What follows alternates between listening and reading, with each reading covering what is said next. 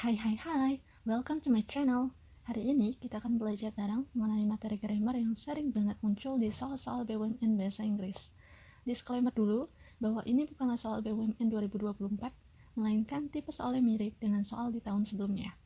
Oke, jangan lama-lama, langsung aja ke materinya, yaitu part of speech atau klasifikasi kata dalam sebuah kalimat bahasa Inggris. Jadi part of speech itu banyak macamnya klasifikasi katanya.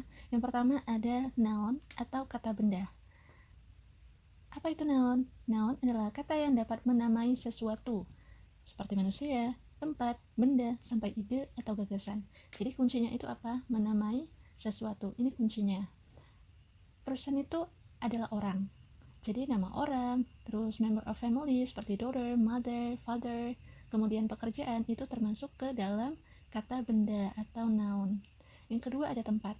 Tempat seperti kota, Palembang. Kemudian ada suatu ruangan seperti bathroom, class, atau living room. Dan juga ada nama negara atau juga disebut juga negara, bahasa Inggrisnya adalah country. Itu adalah kata benda juga. Yang ketiga ada kategori benda atau thing, benda mati, seperti pen, shoes, laptop, pillow, dan sebagainya. Lanjut ada idea atau gagasan, seperti kindness, failure, joy, success, education. Nah, ini salah satu dari ciri khas kata benda atau noun. Ada ness di akhir kalimat, di akhir kata, Kemudian ada lure, ada juga yang pakai ion. Ya, itu ciri khas dari kata benda. Karena hanya kata benda yang berakhiran ness, lure, atau ion. Ada juga yang nggak ada tambahan ya, seperti joy, success. Oke, contoh di sini. The teacher is explaining the materials in front of the class. Jadi ada 3 kata benda di sini. Yang pertama ada the teacher.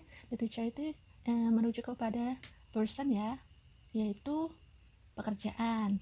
Kemudian ada the materials. Nah, the materials ini merujuk kepada thing. Ya, betul, ke thing ya, the materials. Nah, yang ketiga ada the class. The class ini merujuk kepada place atau suatu ruangan gitu ya. Oke, kita lanjut ke contoh soal. Yang pertama, Apple is the world's largest company by market capitalized and the world's most profitable company. Oke, jadi kita analisis satu persatu dulu dari largest. Nah, largest ini adalah bentuk grammar comparison. Comparison itu apa? Comparison itu adalah perbandingan ya, karena dia ada di belakangnya ada ESD, maka itu adalah bentuk perbandingan superlative adjectives atau yang kita sebut membandingkan lebih dari 2 hal ya. Apple adalah salah satu jenis brand elektronik, yang mana jenis brand elektronik ini kan gak cuma ada 2 aja, tapi ada banyak. Ada Apple, ada Samsung, ada Xiaomi, ada yang lainnya juga kan, banyak kan. Maka kalau misalnya membandingkan lebih dari 2, itu kita pakai largest. Dan ini jawabannya betul atau artinya yang paling. Ya, yang paling, karena large itu besar, berarti yang paling besar. Oke, lanjut yang kedua ada capitalized. Di sini capitalized ini adalah kata sifat. Kata sifat atau adjektif. Adjektif itu menerangkan kata benda ya. Artinya dia menjelaskan kata benda, sehingga dia harus diikuti kata benda. Nah, sedangkan di sini kan nggak ada kata benda ya, jadi nggak ada nounnya, maka ini adalah salah. Kita nggak bisa pakai adjektif di sini, tapi kita harus pakai noun. Nah, noun atau kata benda untuk capitalized adalah capitalization. Oke, capitalization ya.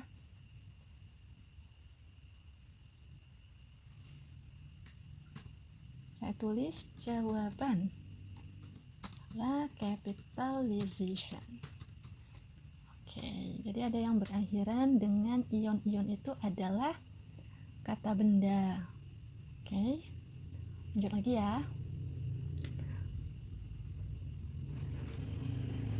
Nah, lanjut di sini ada N.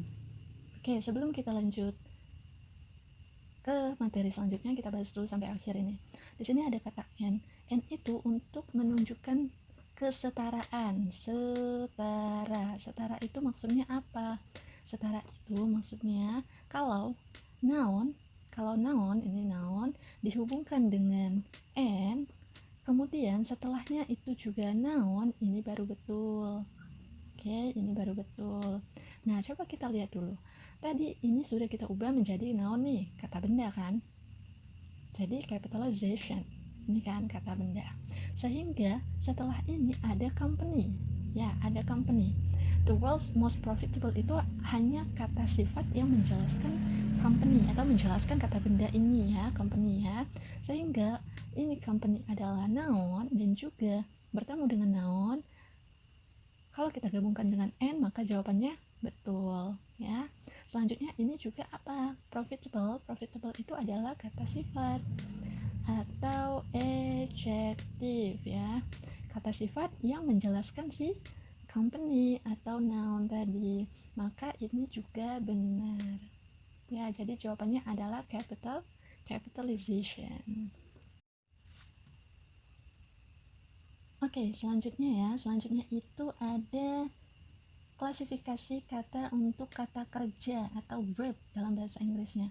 Kata kerja atau verb itu kita lihat sebagai tindakan. Nah, tindakan untuk menggambarkan sesuatu yang dilakukan oleh subjek. Jadi subjek itu melakukan aksi. Nah, aksinya ini kita sebut sebagai kata kerja atau verb. Verb itu dalam bahasa Inggris itu ada verb 1, ya, verb 1, verb 2, kemudian ada juga verb 3, ada juga verb ing. Ya, ada verb ing juga. Atau kita sebut dengan present participle gitu ya. Ini ada contoh jenis-jenis dari kata kerja. Oke, ada action verbs atau tindakan, artinya kita melakukan gerakan seperti walk, swim, dance, talk, run, jump, sit. Kemudian ada stative verbs, itu sesuai dengan keadaan atau kondisi atau apa yang kita pikirkan dan apa yang kita rasakan. Contohnya ada love, like, enjoy, want, dislike, need, realize, know. Terus juga ada transitive dan juga intransitive. Ingat kalau misalnya ada kata in, kata depan in penambahannya ya, atau ir kayak gini, ini artinya tidak. Ya, kalau misalnya transitif itu diikuti oleh objek langsung, maka intransitif tidak diikuti oleh objek langsung.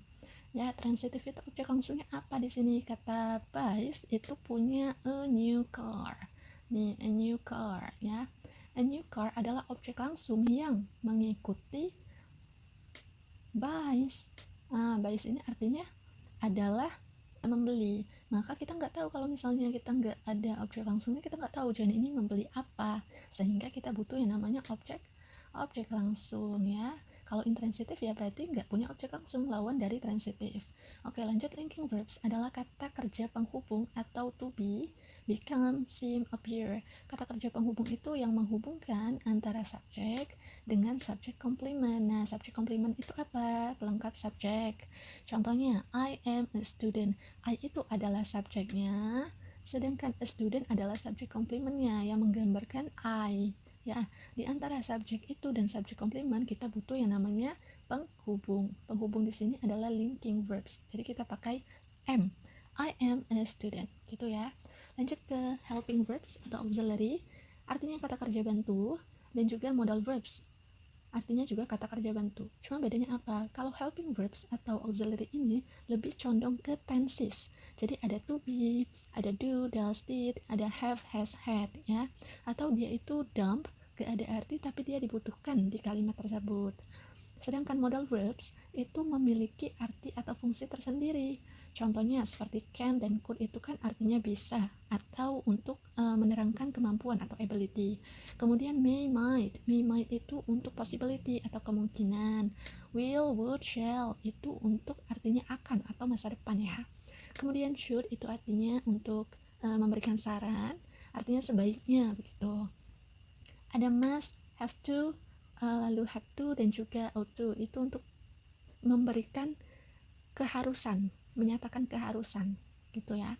Lanjut, ada regular dan irregular verbs. Regular itu kata kerja yang beraturan, sedangkan irregular ya lawannya, berarti tidak beraturan.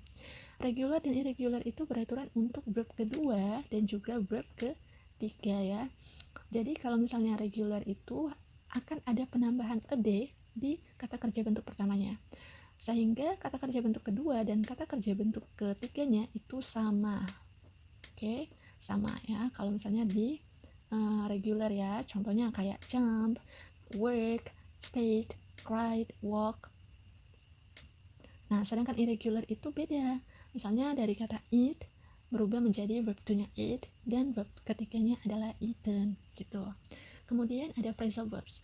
Phrasal atau frasa itu gabungan kata. Jadi kalau misalnya ada look after, kalau kita pisah look sama after itu pasti berbeda artinya kan, nggak nyambung. Jadi artinya kalau look itu melihat, kalau after itu setelah. Maka kita bisa menggabungkan dua kata ini menjadi satu dengan apa? Dengan arti merawat gitu. Kemudian sit sama down. Kalau digabungkan itu artinya duduklah, artinya memberikan perintah ya. Kemudian ada infinitives. Infinitives itu to plus verb one dan juga ada gerunds. Gerunds itu verb ing.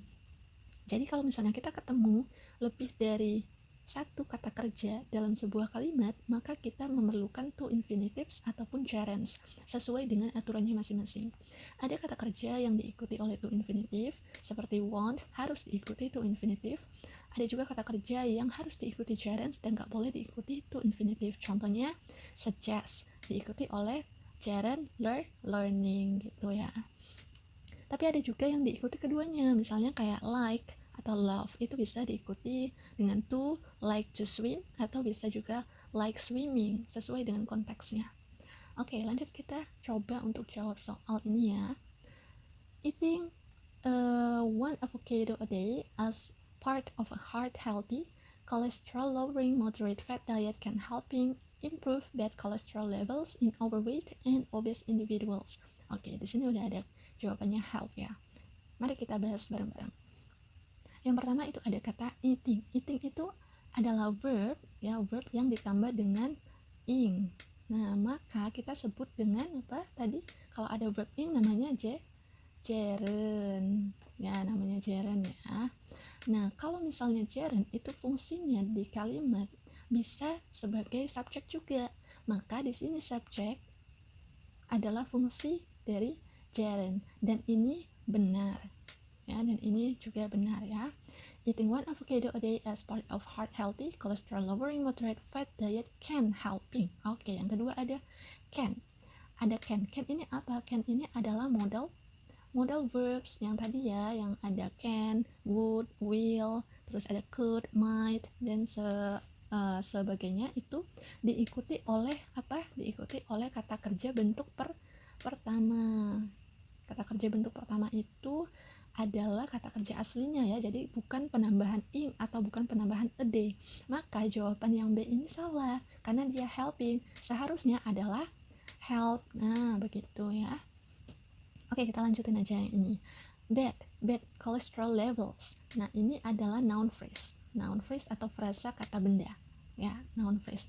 Maka bad di sini benar karena dia adalah adjektif bentuknya ya. Adjektif adalah klasifikasi kata yang menjelaskan atau menerangkan noun phrase atau juga noun. Maka di sini benar ya. Nah, benar. Oke, lanjut. Yang ini ada kata and. And itu yang seperti yang tadi itu adalah kesetaraan.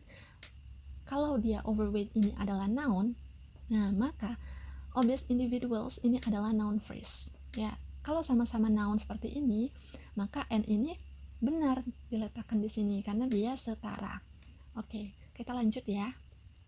Ke selanjutnya, ini ada tentang adjektif atau kata sifat.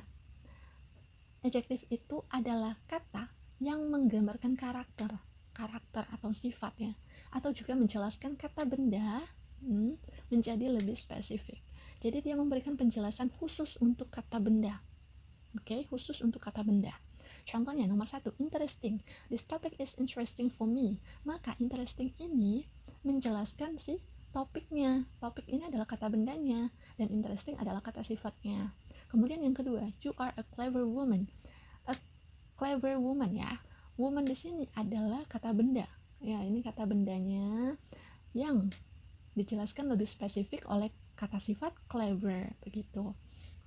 Oke, jadi jika dalam sebuah kalimat memiliki lebih dari satu kata sifat, maka harus diurutkan sesuai aturan adjective order. Jadi ada yang namanya adjective order atau urutan kata sifat.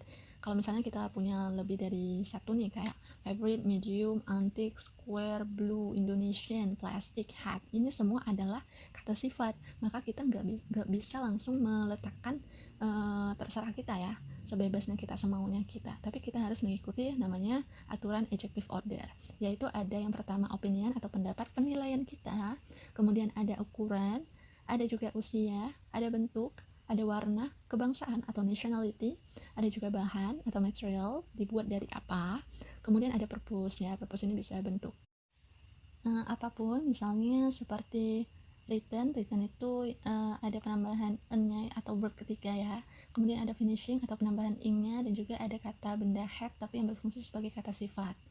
Oke, lanjut lagi ya. Sini. Ini contoh dari soal mengenai adjective. Lintang received add bonus from his manager due to his excellent performance on his job. Oke, kita bahas satu persatu. Dari received dulu.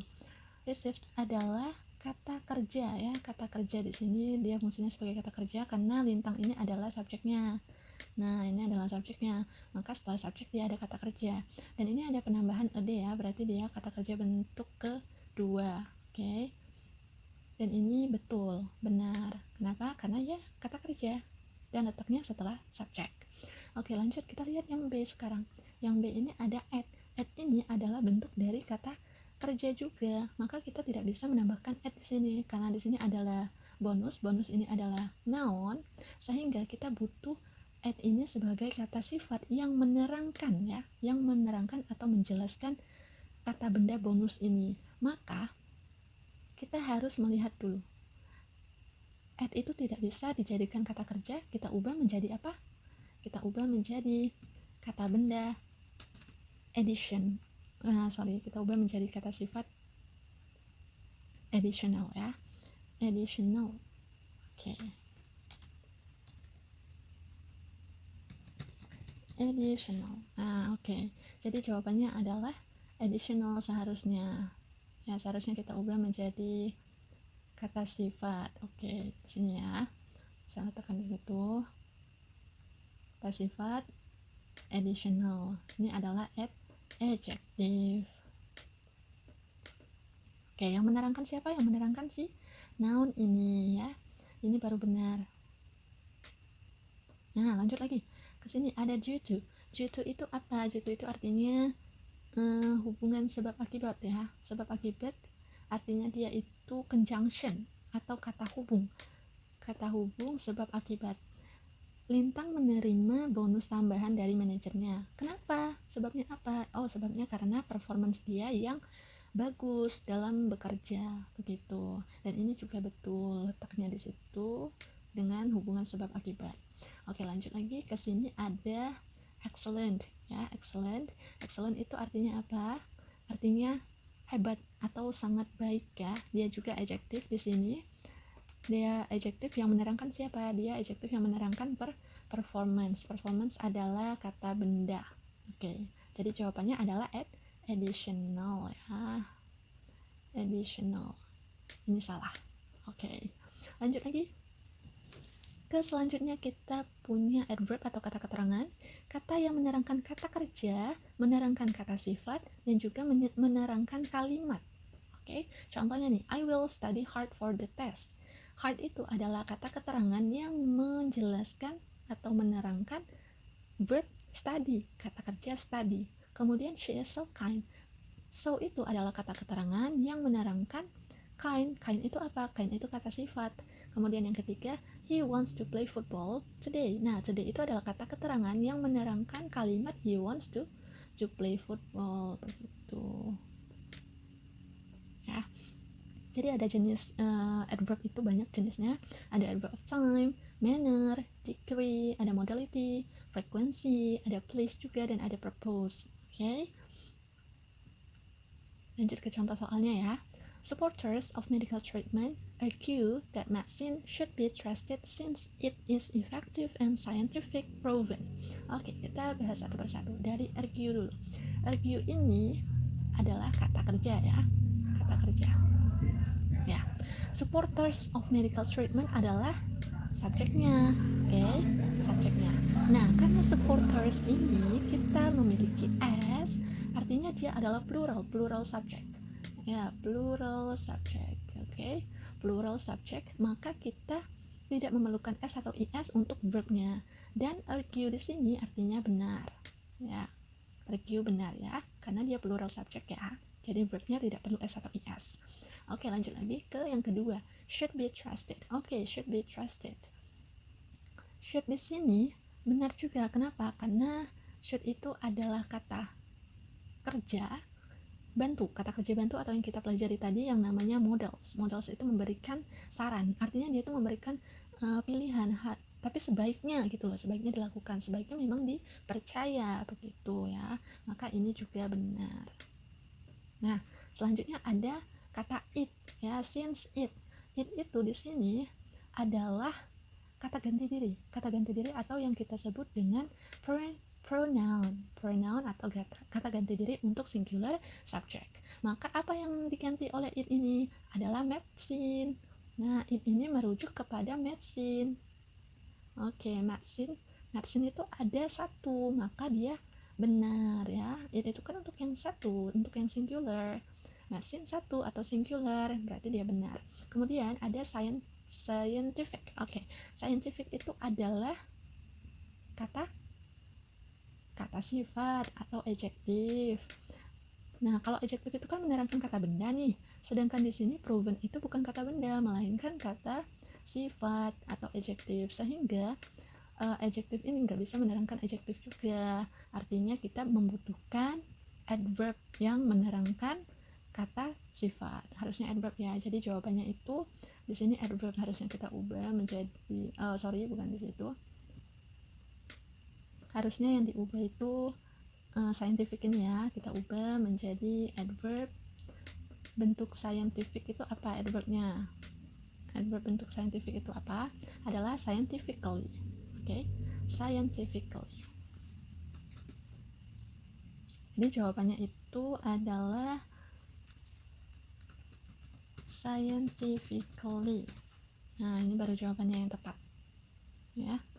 Scientifically proven.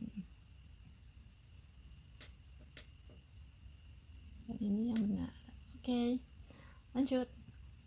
Selanjutnya ada preposition. Preposition itu kata depan ya. Kata yang digunakan sebelum kata benda, kata ganti diri atau frasa benda. Oke, sebelum kata benda, kata ganti diri, frase ya. Contohnya, my car is parked near the restaurant. Jadi near itu adalah prepositionnya atau preposisinya, kata depan yang diletakkan sebelum kata bendanya. Kata bendanya apa? The restaurant gitu ya. Nah, kemudian ada put the book on my table. Jadi on itu adalah preposition atau kata depannya yang diletakkan sebelum my. My itu adalah kata ganti diri. Oke, lanjut lagi jenis-jenis preposisi dalam bahasa Inggris. Itu yang pertama ada preposition of direction atau arah. Contohnya near, inside, on, beside, under, dan sebagainya. Ada preposition of place atau lokasi, in itu bisa lebih general ya, seperti kota gitu, in Palembang, atau negara in Indonesia. Kemudian ada at itu lebih kecil lagi, spesifik lagi, seperti kecamatan gitu ya. Kemudian on itu bisa dibilang seperti jalan, lebih mengerucut lagi. Ada juga preposition of time atau waktu, kita pakai at, in, dan juga on. At itu untuk menunjukkan jam, in itu untuk bulan atau juga tahun, sedangkan on itu untuk hari ya, on Sunday, on Monday, dan seterusnya. Oke, lanjut kita ke pembahasan soalnya. In the animal world, when any species becomes overpopulated, naturalists observe that the animals begin fighting between themselves and become cannibalistic. Oke, kita lihat yang pertama dulu, ada kata when. When di sini karena dia membicarakan in the animal world, artinya fakta ya, fakta ilmiah. Maka when di sini adalah conditional sentence yang mana membicarakan fakta ilmiah secara seandainya gitu loh, memberikan kalimat perandaian dengan menggunakan when. Ini adalah conditional sentence type 0, type 0. Oke, bisa kita gunakan if atau bisa kita gunakan when. Semuanya benar. Yang kedua ada becomes. Becomes itu adalah kata kerja atau verb, maka subjeknya adalah any species ya. Spesies itu bisa jadi singular, bisa jadi plural. Ya, kata benda singular bisa jadi kata benda plural karena bentuknya sama aja, spesies. Oke. Jadi bisa kita pakai becomes, kita juga bisa pakai become ya, sesuai konteksnya. Karena di sini konteksnya kita nggak tahu apa spesies ini satu atau lebih dari satu, maka ini juga benar, becomes. Lanjut yang ketiga ada naturalist. Ingat kalau misalnya ada list-list ini kayak scientist atau data analyst, itu bisa jadi adalah noun ya, noun atau kata benda. Maka noun atau kata benda ini fungsinya sebagai subjek untuk klausa yang kedua ya, ada naturalist observe, karena di sini ada observe yaitu sebagai verb, maka itu juga benar. Oke, ini juga benar. Yang terakhir ada kata between. Oke, between itu adalah preposition. Between adalah preposition yang artinya di antara. Tapi between ini hanya kita gunakan untuk membicarakan dua hal. Jadi di antara dua hal aja. Misalnya A dan juga B. Nah, maka di tengah-tengah A dan B ini kita bisa pakai between. Tapi kalau misalnya lebih dari dua, seperti ada C nih, A, ada B, ada juga C di sini. Nah, di tengah-tengah ini kita nggak bisa pakai between, kita pakai apa? Among ya. Kata among atau kosakata among artinya di antara juga, tapi untuk lebih dari dua hal. Maka jawaban yang D ini salah ya. Jawaban yang D salah karena kita membicarakan lebih dari dua hal. Ini kan membicarakan in the animal world, ketika satu spesies itu bertengkar atau berkelahi, maka nggak hanya satu hewan yang bertengkar atau berkelahi, pasti lebih dari satu, begitu. Lebih dari dua maksudnya ya. Jadi jawabannya adalah among.